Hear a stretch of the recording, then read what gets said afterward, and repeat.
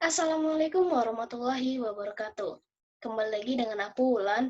Nah, di video kali ini nih, aku akan membahas tentang proyek kelima, yaitu formulir pembelian buku web atau HTML. Oke, kita lanjut ya. Nah, tujuan pembelajaran kali ini ada 4. Yang pertama, kita akan memahami bagaimana formulir itu menyimpan data informasi dari pengguna web.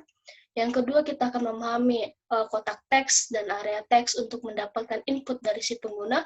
Yang ketiga, kita akan mengetahui bagaimana sih caranya membuat tombol radio, kotak teks untuk menginput data.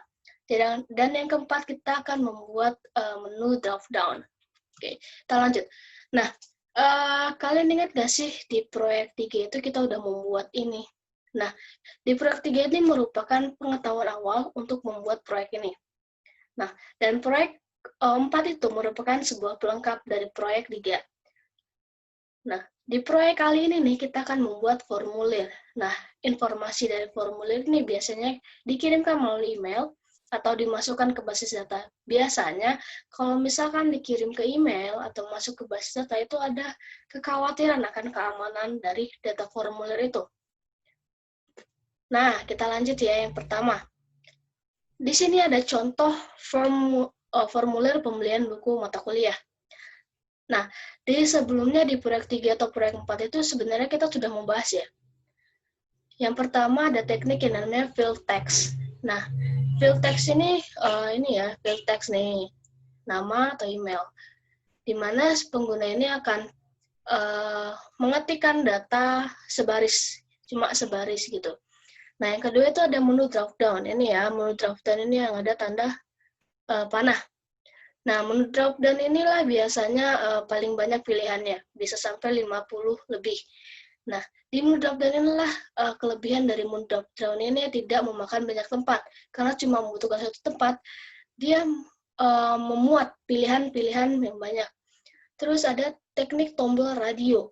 Nah, ini sebenarnya hampir sama dengan drop down, tapi kalau tombol radio ini dia menampilkan semua dari pilihan-pilihan tersebut. Nah, nantinya itu akan dipilih salah satu. Nih ya, menu radio nih yang ini. Terus ada kotak teks atau kotak checklist. Itu bisa sama dengan tombol radio, tapi dia bisa milih lebih dari satu. Terus ada yang namanya kotak teks. Kotak teks ini untuk mengisi komentar-komentar. Pengguna bisa memasukkan beberapa baris begitu. Nah, kalau field text itu yang cuma sebaris, tapi kalau area teks itu bisa beberapa baris ya. Perlu diingat itu ya. Nah, kita akan masuk ke bagian-bagian formulir. Oke, ini di sini ada yang namanya kode HTML untuk contoh. Nah, pada baris ke-6 bisa dilihat ada form dan ada di baris ke-50 itu bedanya cuma ada di garis miring. Nah, itu untuk apa? Itu untuk mencatat informasi dari pengguna. Kalau misalkan tidak ada kode ini, maka formulir tidak bisa dimulai dan diakhiri. Nah, kita bisa lihat di baris 13 dan 17, itu ada perintah untuk menginput namanya nama dan email yang tadi ya. Kodenya seperti itu. Dan baris ke-23 sampai 29 itu menentukan pilihan mengenai mata kuliah. Terus untuk menu drop down itu untuk memberikan pengguna daftar pilihan. Terus baris ke-39 sampai 41 itu untuk membuat kotak cek. Baris ke-43 sampai 45 itu membuat kolom komentar. Nah, di sini perlu kita perhatikan ada dua input, yaitu submit or reset, yang akan ditampilkan baris ke-47 sampai 49. Ini ya, ini ada reset, ada submit.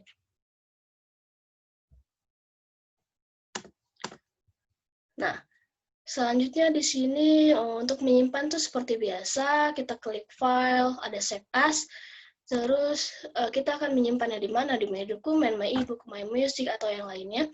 Terus kita kasih nama file name dan save as type-nya all files. Nah, seperti gambar ya.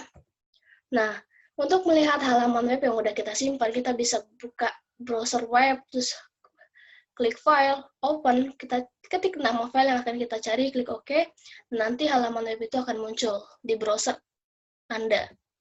Mungkin itu saja yang bisa saya sampaikan untuk di proyek 5.